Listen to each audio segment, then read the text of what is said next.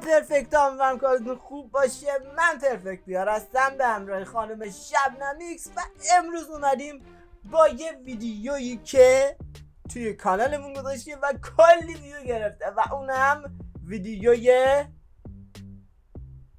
بگو.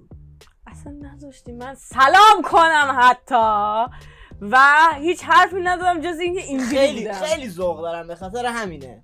جز اینکه اینجوری Hi everybody. ما ویروس کرونا داشتیم و واقعا 1.5 ماه درگیرش بودیم و سر همین بود که ویدیو نداشتیم. من داشتم میمردم. من واقعا 2-3 بار خفه شدم و داشتم میمردم تا سر حد مرگ رفتم و از اون دنیا برگشتم. دارم با تو صحبت میکنم و خیلی حالمون بد بود و نمیتونستیم ویدیو بگیریم و اینم میخوایم بهتون بگیم که مراقب خودتون باشین. ماسک فراموش نشه. واقعا دستتون الکل بزنین هر جایی که میرین، تا جایی که سعی دارین تو خونه‌هاتون بمونین و هیچ جا نرین، چون اینجوری خیلی بهتره واسه سلامتی خودتون و خانواده‌تون این کار انجام بدین. ما خانوادگی درگیر شدیم و خود من یه آدم خیلی کله شق بودم که اصلا به اینجور چیزا گوش نمیدادم و اینکه خانواده‌مو درگیر کرونا ویروس کردم. و اینکه خیلی بیماری وحشتناکتر از اون چیزی که فکرشو بکنید هستش و میتونه خیلی به بدنتون آسیب بزنه و یه کاری باهاتون میکنه که تا 1 ماه نتونید از جاتون بلند شید و حس هیچ کاری نداشته باشید. دقیقاً مثل ما که حس این کارو نداشتیم و 1 ماه خورده و تو این وسط هم من خیلی اتفاق بدی برام افتاد و واقعا به افسردگی کشیده شدم. صمیمی‌ترین دوستم، بهترین دوستم، کسی که همش تو این کار منو پوریا حمایت میکردش و از دست دادم و واقعا هنوزم که هنوزه غمش با من همراهه.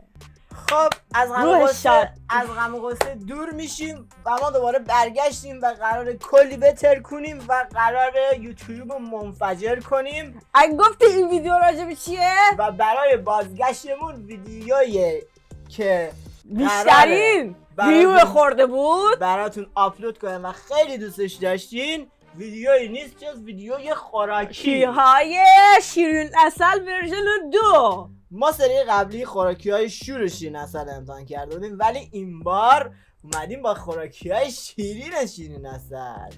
خانواده هیس و هیت و میخوایم 2 تا محصول از شیرین عسل، یعنی 2 سری از محصولات شیرین عسل به نام هیت و هیس رو امتحان کنیم. هیت به بیسکویتایی میگن که شیرین عسل تولید میکنه. مینی بیسکویته، خیلی کوچولوه. مینی بیسکویتایی که شیرین عسل رو میزنن بهش میگن. و هیس هم بیسکویتای بیسکویت که نیستش. و هیس هم یه چیزی از شبیه کیت یه چیزی از تو مایه‌های کیت کت خودمون، ولی من خودم اینو از کیت کت بیشتر منم همین. و زیاد حرف نمیزنیم، میریم سراغ ویدیو و Are you ready?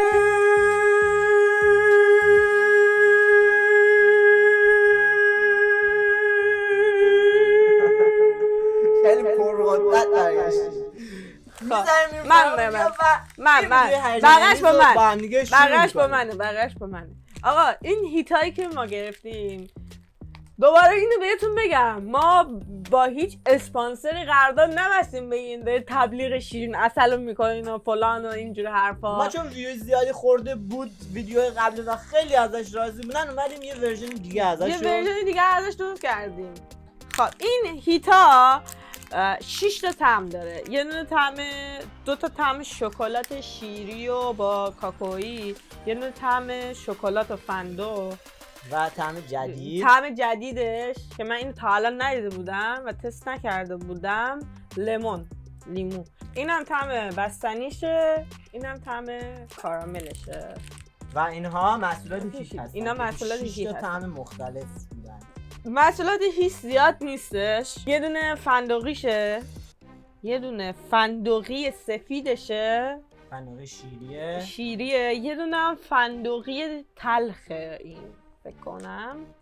حالا ببینیم که چه خبره. شروع میکنیم. به نظر از کدوم محصول شروع کنیم؟ هیس شروع کنیم که کمتره باشه. میریم محصول اول رو تست میکنیم. من دلم چای میخواد. من معمولا هیس رو با چای میخورم. اول بذار اینو زیاد خوردیم. این سفیده رو تست کنیم. شکلات سفید. یه دونه تست کنیم.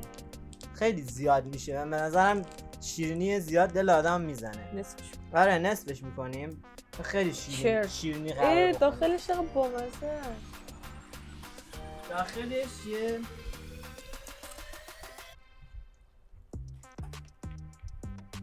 فندق، یه تم فندقی باحال میده.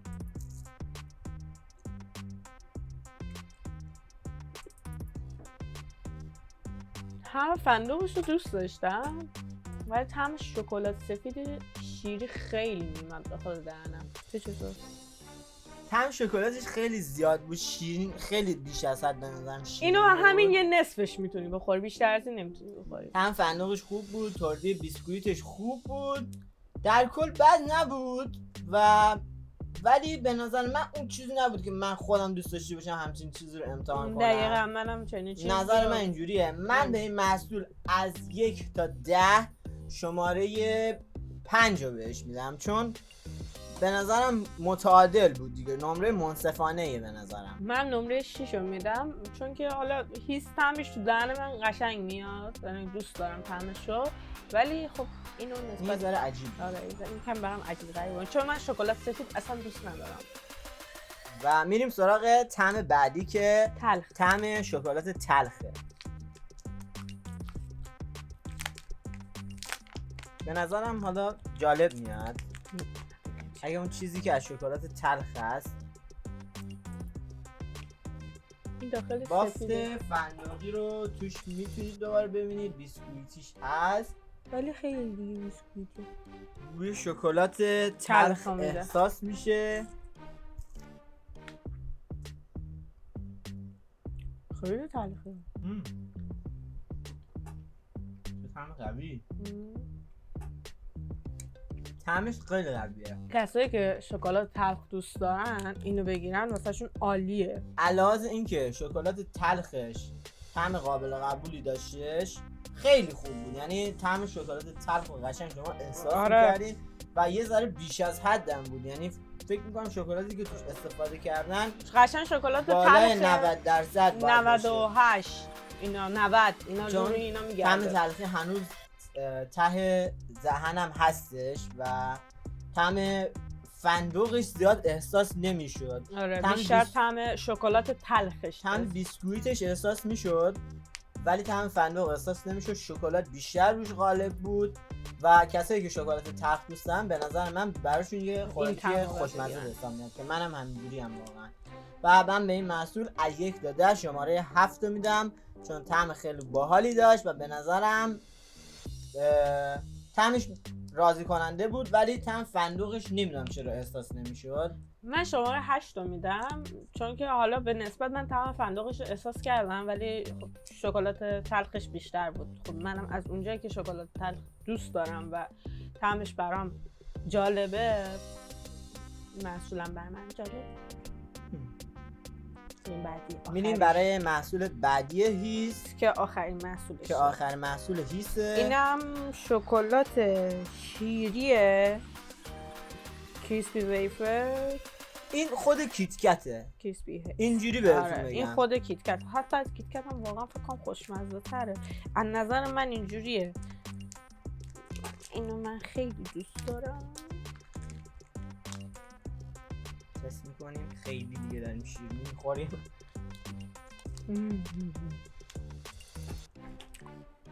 من همین الان بهش جمع میدم، هر چی تو میخوای بگی. بعد اون شکلات سفیده که دوست نداشتم تیکه بیشترش افتاد به من، تیکه کمترش افتاد به من. حالا میخوام نظرم بگم راجع به طعم. به نظر من طعمش خیلی خوب بود، طعم یه شکلات دلچسبی رو میداد. اگه تخم مرغ شانسی خورده باشید و شکلات شیرین عسل امتحان کردید، تخم مرغ شانسی خود شیرین عسل رو خورده باشید، کلا تمام شکلات تخم مرغ شانسی همین طعم میده. نه و نمیدونم حالا شاید طعم خاص‌تر بده. یه طعم شکلات شیری خوشمزه رو احساس می‌کردی با یه لایه ویفر که طعم فندقش خیلی خیلی خوب احساس می‌شد. از همه این حسایی که امتحان کردیم به نظر من این از همه‌ش بهتره. این حسی که امتحان کردیم بعد یعنی قبل از یعنی بعد از این یعنی از همه‌شون بهتر بود دیگه. بعد از شکلات تلخ این تو رده اول قرار یعنی می‌گیره. اول این قرمزش شیری کاکائویی، دوم تلخش، آخرش هم شیری. و من به این محصول امتیاز 8.5 رو بهش میدم، چون که به نظر من میتونم بگم که از کیتکت یه ذره لولش پایین تره. چرا پایین تره؟ من واقعا نمیفهمم چرا پایین تره. حتی از کیتکت خوشمزه تره. چون بوی کیتکت به نظرم بوی خاصتری داره و طعمش یه ذره از این قوی تره، ولی در کل طعمش خیلی خوبه و آفرین به شیرین عسل که همچین محصول خوشمزه رو بهمون داده و دمش گرم واقعا. و یه 10 از نظر من 10 تا ابد 10. شکلات مورد علاقه من اینه 10. خب اینجا محصولات هیس تمام شدن و میریم سراغ محصولات هیت که بیسکویت های شیرین عسل. بذار اول طعم جدیدشه. لیمون. اول طعم لیمویی که یه طعم جدیده رو امتحان میکنیم و میریم با هم دیگه میبینیم که چه طعمی میده. به نظر من خیلی خاص و پوستش قشنگ خارجی ها، انگار شکلات خارجی خیلی شیکی داره.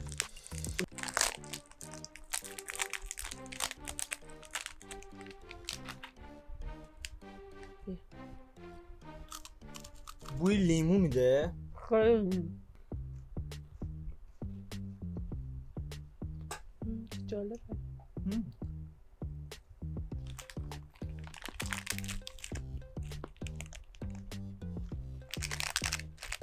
پوستش هم این شکلیه، خیلی خوشمزه. برعکسش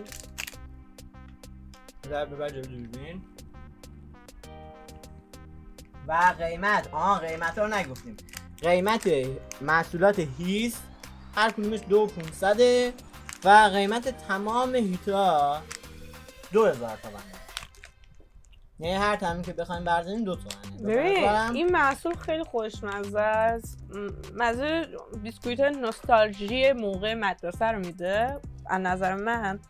وقتی که اولین لحظه لیمویی داشتیم؟ نه نداشتیم، ولی یکم مزه ویفر پرتقالی واسه من اومد تو دهنم. دقیقاً. یه چیزی که بر من خیلی جالب بود، لحظه اولی که این محصول گاز میزنی هیچ طعم خاصی به جز شیرینی نمیاد داخل. وقتی که میخوری قشنگ اون طعم لیمو، عصاره لیمو میاد داخل دهنه، حس میشه. دقیقاً درسته. بوی لیمو هم میاد اون لحظه روی دماغ. دقیقاً منم همین حس رو دارم. یه ذره به نظرم شیرینیش زیاد بود، ولی در کل طعم ببین بوی لیمو، طعم لیمو یه چیزی هستش راجع به شیرینی من بخوام بگم. من خب خودم یکم شیرینی کار کردم، بیسکویت درست کردم.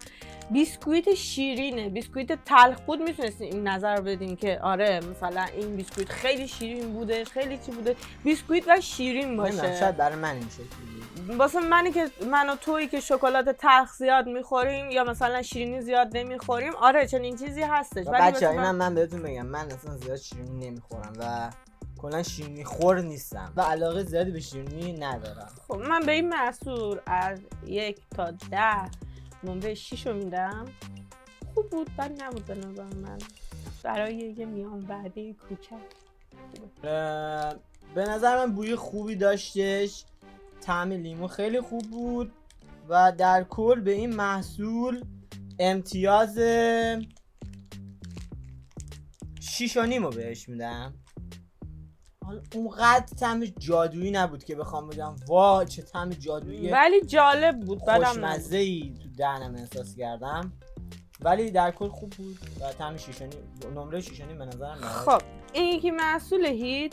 یه چیزی که برای من جالبه این بسته بندیش نسبت به هیتای دیگه ماته. هیتای دیگه همشو براقم ولی این ماته. نگاه کن ویفر کاراملیه. آره. فکر کنم شبیه یه چیزی تو مایه‌های رنگارنگ خودمون باشه. منم همین احساسو دارم و اینکه خیلی از هیتای طعمدار کوچیک‌تر، یعنی یه ردیف این استفاده شده. نمیدونم چرا اینجوریه، واقعا نمیدونم. تست کنیم ببینیم. آره. بریم تست کنیم و قیمتش هم اندازه همونه. اگه الان نمیدونم بریم تست کنیم ببینیم چه خیلی کوچیکه، اما رنگارنگه.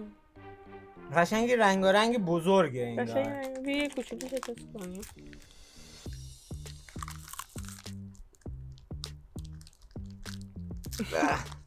رنگ قورباغه.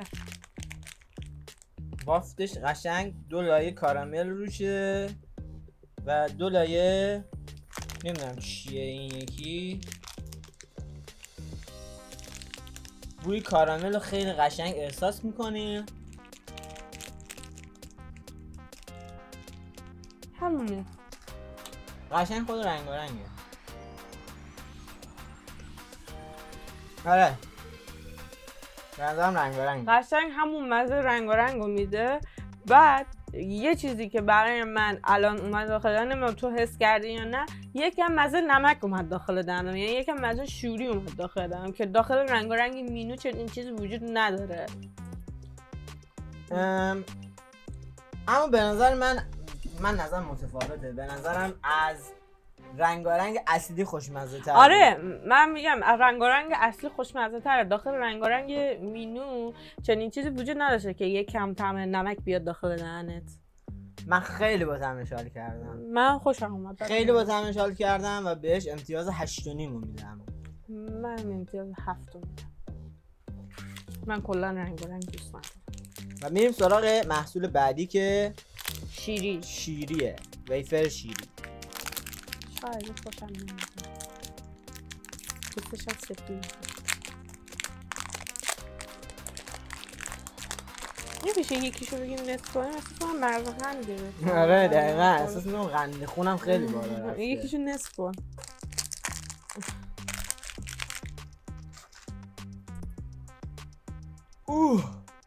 چه بوی خوبی میده. قشنگی بوی نوستالژی تافی شیری میاد تو دماغه. نمیشه از این عطر درست کنم؟ خیلی ترتره. وای من اینه خیلی دوست داشتم. خیلی ترده، خیلی بوی خوبی داره. وای فکرشو نمی کردم که انقدر بتونی یه ویفر خوشمزه. من هیچ وقت این هیتو تست نکرده بودم، یعنی همیشه بیشتر اوقات این طعمش رو میگرفتم، ولی این خیلی خوشمزه است. وای فکرش هم نمی کردم که این انقدر خوشمزه باشه. وای خیلی خوشمزه بود بچه‌ها، خیلی خوشمزه بود. اصلا یه بوی خیلی خوبه، یه تافی قدیمی شیری رو بهت میداد. طعمش بی‌نظیر بود، تردی بی‌نظیر بود، طعم عالی. و من به این بیسکویت به حساب میاد. آره بیسکویت. و من به این بیسکویت امتیاز 10 رو میدم. 10 رو نگه میدارم. ولی اینم بگم اگر این سه تا بیسکویت از این بهتر بودن امتیازشو تغییر میدم، یعنی ممکنه بهش 9 یا دیگه زیر 9 بهش. من 9.5 میدم چون آدم بد اخلاقی هم دوست ندارم 10 بدم. به نظر من طعمش خیلی خوب. من دیگه نمیتونستم چیزی بگم. میریم سراغ طعم بعدی. طعم بعدی طعم بستنی. هم بستنی رو بکنیم. بستنی حس می‌کنیم بوی فندق ازش میگم. من بود نسکافه ازش گرفتم. نسکافه کاپوچینو اینجور چیزا این طعم اومد تو دهنم. طعم خیلی خوبی داره ولی در مقایسه با طعم شیری واقعا طعمش ضعیف‌تره و من در کل به این محصول امتیاز 7.5 میدم. من امتیاز 7 میدم. خب میریم سراغ طعم بعدی، طعم شکلات شیری. طعم شکلاتی شیری. این خیلی عجیب غریبه نسبت بقیه‌شون. این رنگش کاکائویه و وسط شیریه.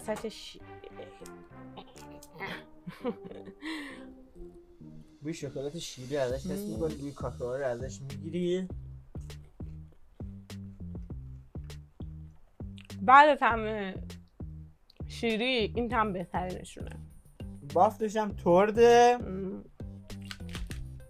خوشم اومد. و بعد از طعم شیری بازم به نظر من این تو رده دوم فکر کنم قرار میتونه بگیره و من در کل به این طعم امتیاز 9 میدم. من امتیاز 8. طعم آخر طعم فندقه. طعم فندقی که پوست خوشگلی هم داره پوستش هم رنگ قرمزه و طعم آخر قشنگ بوی فندق میده.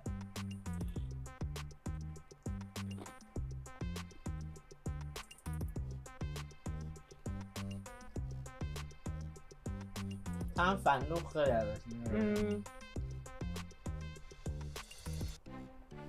یه فندق سوفته خوشبو و خوشمزه، فندق بوداده. و طعم خیلی خوبی داره. من امتیاز 8 رو میدم بهش. منم بهش 8 میدم. 8 به نظرم خیلی امتیاز خوبی بود. و این بود از بررسی و تست محصولات شیرین عسل و بیسکویت های هیت و که هیس که خیلی خوشمزه بودن و طعم خیلی خوبی داشتن و همینطور علاوه بر قیمتی که دارن مزه خیلی خوبی هم دارن و مزه مورد علاقه برای من اگر بخواین بگیم مزه شیرو رو خیلی دوست داشتم. منم شیرو خیلی دوست داشتم. از بین هیس فندقی شکلاتی رو خیلی دوست داشتم. اون اصلا خوشمزه تر و این بود از این ویدیو. امیدوارم ویدیو خوشتون اومده باشه. اگر از این ویدیو خوشتون اومده این ویدیو رو لایک کنید و برامون کامنت بذارید و سابسکرایبمون کنید و زنگوله کانال سابسکرایب هم بزنید و اینستاگراممون هم حتما فالو کنید. دوستتون داریم و اینو بخوام بهتون بگم که پرفکت باشید و پرفکت بودن رو به بقیه یاد بدید. دروغ میگی. که باید شبنمکس بشن. شبنمکس بودن رو برمی یاد بدن. خیلی بانمک بود. سوسماس. مراقب خودتون خیلی باشین. حتما رعایت کنین. خیلی این کرونا جدید نمیدونم حالا دلتا ملتا دلتا پلاس ماه فالا فلانه بساره این حرفا خیلی خطرناکه. مراقب خودتون باشین. و امیدوارم که از این ویدیو خوشتون اومده باشه. تا ویدیوهای بعدی دوستتون داریم و خدا نگهدار. چه باز میشین؟ قشنگ انگار حس یه بیسکویت پوریا این صحنه‌شو کات کن. 6 سال بعد باشه.